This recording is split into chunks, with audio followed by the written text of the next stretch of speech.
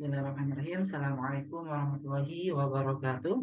Alhamdulillahirabbil alamin. Asyhadu an la ilaha illallah, asyhadu anna Muhammadan abduhu wa rasuluh. Allahumma shalli ala sayyidina Muhammad wa ala alihi wa sahbihi ajmain. Alhamdulillah sekalian, pada pagi hari ini kita kembali bertemu di Edwah Talk episode 22. Insyaallah Instagram yang akan live hari ini khususnya adalah di Balai Quran ID, karena kita akan bahas tentang Saqafah Islam dengan judul kehidupan setelah kematian. Jadi nanti teman-teman mati, kita semua insya Allah mati, kullu nafsin dha'iqatul maut, dan setelah mati nanti ada kehidupan yang harus dipersiapkan. Insya Allah kita akan bahas pada hari ini. Dan jangan lupa teman-teman yang nonton Edward Talk episode 22 ini, agar jangan lupa untuk like, comment, and subscribe di YouTube-nya Edward TV, ya. Baik. Kehidupan setelah kematian. Mungkin judul ini agak mengerikan ya, ngeri-ngeri sedap.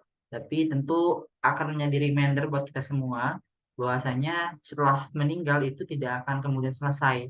Tapi justru kehidupan yang sesungguhnya itu hadir, terjadi ketika kita setelah meninggal di dunia ini.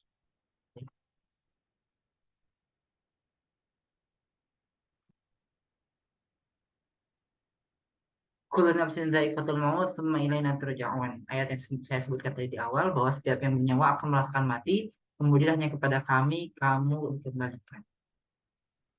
Orang kaya akan meninggal, orang miskin akan meninggal, saya akan meninggal, teman-teman akan meninggal, ayah ibu akan meninggal, anak akan meninggal, pejabat tinggi akan meninggal, orang yang rendah juga secara kasta di masyarakat, mungkin masyarakat biasa atau bahkan pengemis dan sebagainya akan meninggal. Artinya apa? Sehebat apapun dia di dunia akan meninggal, dan seburuk apapun dia di dunia pun akan meninggal. Namun pertanyaannya, meninggal yang seperti apa yang kita inginkan? Nah, ini akan kita bahas.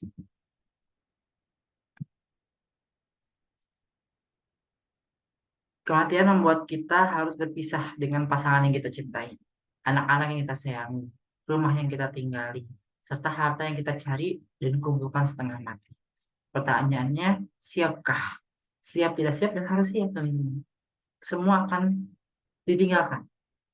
Hal-hal yang kita kumpulkan di dunia, semua akan ditinggalkan. Kita akan berpisah dengan orang-orang yang pernah kita temui di dunia.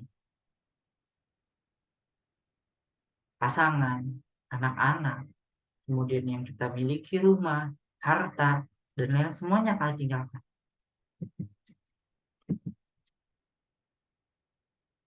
Lalu, kapan waktunya seseorang akan berhadapan dengan kematian ini? Apakah dia bisa saja meninggal ketika dia sedang bersujud, ya, ketika dia sholat, ketika dia sedang mengisi ceramah, gitu ya, ketika dia sedang bersedekah, atau jangan-jangan meninggalnya ketika dia sedang bermaksiat, berzina, sedang melakukan hal yang sia-sia, gitu, bermain game, kemudian apalagi menggunjing, bergibah, dan lain-lain. Dan ini semua tergantung daripada apa yang kita lakukan setiap harinya. Kapan waktunya dan bagaimana seseorang akan berhadapan dengan kematian. Wallahu alam jawabannya. Maka yang harus direnungkan teman-teman semua, apa yang harus kita lakukan sebelum kematian itu datang kepada kita. Bolehkah kita berleha-leha dan berbuat semua kita dalam hidup ini? Nah, dua ya, yang dipersiapkan, yang kita lakukan di dunia sebelum kematian, dan apakah berleha-leha dan berbuat semaunya? Ini pertanyaan yang harus kita jawabkan dan harus direnungkan.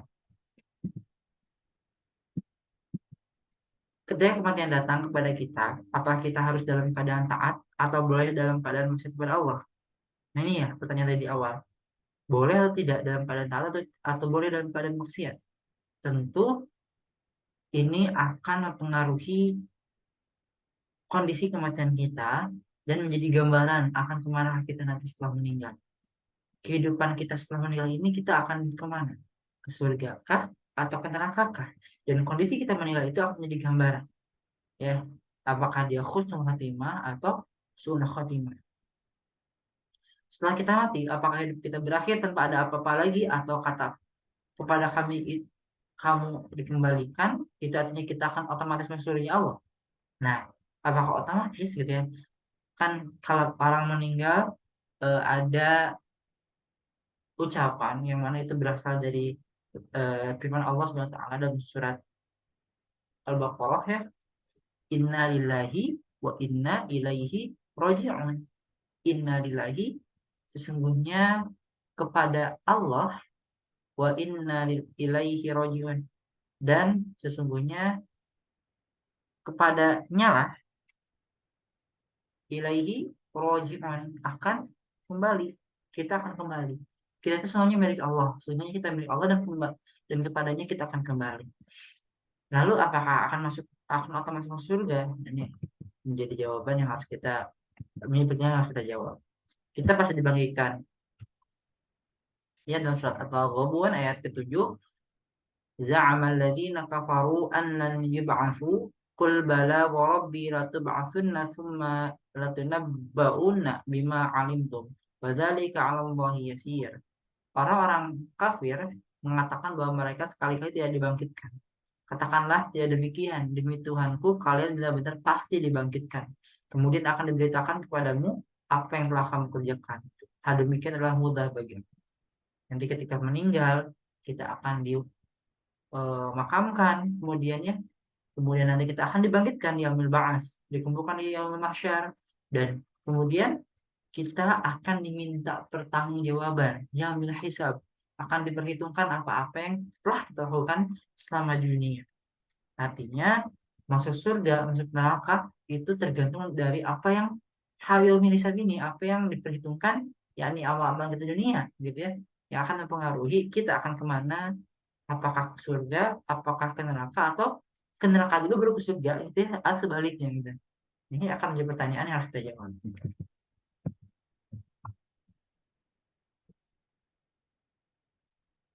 Jadi kita itu pasti dibangkitkan, dan bukan hanya sekedar akan hidup lagi, tapi kita akan diberikan berita tentang apa-apa yang telah kita kerjakan selama di dunia ini.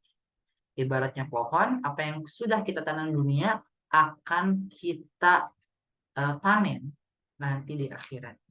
Kalau yang kita tanam adalah tanaman yang bermanfaat, insya Allah itu ibaratnya adalah pahala pahala kebaikan gitu ya, amal amal baik gitu. Dan yang akan kita panen pun akan bermanfaat buat kita gitu ya. Tapi kalau kita yang tanam adalah jamu racun gitu ya, dan lain-lain gitu ya, yang pasti tanaman-tanaman sendiri itu masih punya manfaat. Tapi kalau itu buruk yang kita tanam, maka tidak akan mendapat manfaat kita nanti di akhirat. Justru akan mengantarkan kita kepada nerakanya Allah Subhanahu wa taala. Nauzubillah. Maka balasan atas apa yang telah kita kerjakan itu eh, jelas gitu ya, dan akan benar-benar kita rasakan ketika nanti di akhirat. Bahkan bukan hanya di akhirat, apa yang kita lakukan di dunia pun banyak yang akan dibalas di dunia sendiri itu sendiri gitu ya. Dan adapun ketika di dunia tidak dibalas, maka pasti akan dibalas di akhirat nanti. Dalam surat Yasin ayat 51-54, dan ditiuplah sangkakala, maka tiba-tiba mereka keluar dengan segera dari kuburnya menuju kepada Rabb mereka. Mereka berkata, aduh celakalah kami, siapalah yang membangkitkan kami dari tempat tidur kami, yakni kubur itu. Inilah yang dijanjikan Zat yang Maha Pemurah, dan benarlah Rasul-Rasulnya. Tidak adalah teriakan itu selain sekali teriakan saja. Maka tiba-tiba mereka semua dikumpulkan kepada kami. Maka pada hari itu seorang tidak akan dirugikan sedikit pun, dan kamu tidak dibalasi kecuali dengan apa yang telah kamu kerjakan. Karena orang kafir itu mereka tidak percaya dengan hari kebangkitan. Dan ternyata tiba-tiba hari kebangkitan itu terjadi, gitu ya. Dan mereka berteriak, ada apa ini? Celakalah kami, gitu ya. Siapakah yang membangkitkan kami di tempat tidur kami? Itu kuburan. Itu ditidurkan selama selama selama sekian waktu, sampai dengan dibangkitkan ya, di kuburan, di itu tempat tidur, kemudian dibangkitkan, dan semua akan mempertanggungjawabkan apa yang telah dilakukan di dunia. Maka apa, kita harus mengimani yaumil akhir ini, yang diantaranya itu ada yaumil ba'ats, hari kebangkitan. Bahwasanya kita akan dibangkitkan dan akan dihisab sesuai dengan apa yang telah kita kerjakan selama di dunia. Ketika manusia mendapatkan pemberitaan amal mereka, ini pun menjadi kabar yang difirmankan oleh Allah Taala dalam surat Al-Jasiyat, wa tara kulla ummatin jafiyah, kullu ummatin tud'a ila kitabihal yawma tujzauna ma kuntum ta'malun. Dan pada hari itu kamu lihat tiap-tiap umat berlutut, tiap-tiap umat dipanggil untuk melihat buku catatan amalnya. Pada hari itu kamu diberi alasan terhadap apa yang telah kamu kerjakan. Ya, baik itu umat dari Nabi Adam sampai umat Nabi Muhammad, semuanya akan dihisab, dikumpulkan, mereka akan melihat semua kabar dari apa yang telah mereka kerjakan selama di dunia. Gitu. Dan di amal mahsyar, amal-amal itu akan mempengaruhi apa? Kondisi mereka. Dari mahsyar itu begitu panas, bahkan dikatakan matahari ada 7 dan tingginya jarak dengan tubuh kita itu hanya sekian jengkal, gitu. Kemudian saking panasnya ada yang berkeringat sampai membanjiri tubuhnya selutut, setumit selutut, kemudian seperut sampai dengan se apa se sebahu, bahkan ada yang tenggelam. Tapi di antara mereka pun ada yang diberikan naungan, diberikan keteduhan dari panasnya matahari yang eh, begitu teriknya di yaumul mahsyar, dengan awan yang kemudian menghalangi tubuh mereka dan mereka menjadi merasakan teduh. Dan kondisi ini tergantung dari apa yang mereka lakukan selama di dunia. Kemudian ketika dibangkitkan pun kondisi mereka bangkit ada yang kemudian sempurna, ada yang kemudian justru eh, tidak sesuai gitu ya. Tergantung ini pun dari amal-amal mereka. Dikatakan bahwasanya ketika dibangkitkan itu akan dimulai dari tulang ekor yang tersisa di jasadnya. Disampaikan bahwasanya ketika di alam kubur, di kubur itu eh, setiap manusia mereka akan hancur lebur, badannya dimakan oleh berbagai binatang tanah, tapi yang tersisa hanya satu, yaitu tulang ekor. Tapi di antara mereka pun banyak orang-orang soleh yang bertahun-tahun dikubur tapi jasadnya masih utuh. Ini biasanya disampaikan bahwasanya terpengaruh daripada apa yang dikerjakannya selama di dunia. Ya. Seperti pada dikisahkan dulu ketika Umar bin Abdul Aziz ingin mempugar Masjidil Haram, yang mana kemudian di situ pun ada makamnya Nabi, makamnya Abu Bakar dan Umar bin Khattab. Maka Umar bin Khattab sempat kemudian tanahnya itu ambruk atau sebagainya, dan terlihat kakinya yang masih utuh. Insya Allah. Ini bukti bahwasanya walaupun sudah bertahun-tahun kemudian dikubur, kesolehan Umar bin Khattab menunjuk apa membuat jasadnya terjaga walaupun di alam kubur. Ya, dan ini bukti bahwasanya semua amal manusia itu tercatat. Wa kullu syai'in fa'aluhu fi zubur wa kullu saghirin wa kabirin mustatar. Dan segala sesuatu yang telah mereka perbuat tercatat dalam buku-buku catatan yang ada di tangan malaikat. Dan segala urusan yang kecil maupun yang besar adalah tertulis. Hari ini pun malaikat sedang menulis catatan amal kita. Teman-teman mendengarkan sharing saya hari ini, insya Allah menjadi catatan baik ya, mudah-mudahan ada manfaatnya. Maka malaikat rokib kemudian mencatat, wah, Fulan sedang mendengarkan kajian. Atau saya sendiri mudah-mudahan eh, menjadi amal kebaikan ketika misal Raffi sedang sharing gitu ya. Tapi ternyata niatnya belum lurus gitu ya. Atau mungkin tujuannya pengen terkenal gitu dan lain-lain. Tentu ini akan mempengaruhi amal kebaikan kita. Maka malaikat rokib mencatat amal baik, malaikat atid mencatat amal buruk.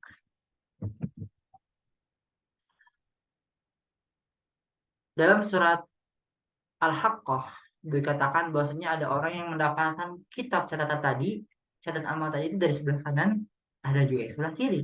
Nah, dalam surat Al-Haqqah dikatakan yang mengambil mendapat kitab catatan amal dari sebelah kanan.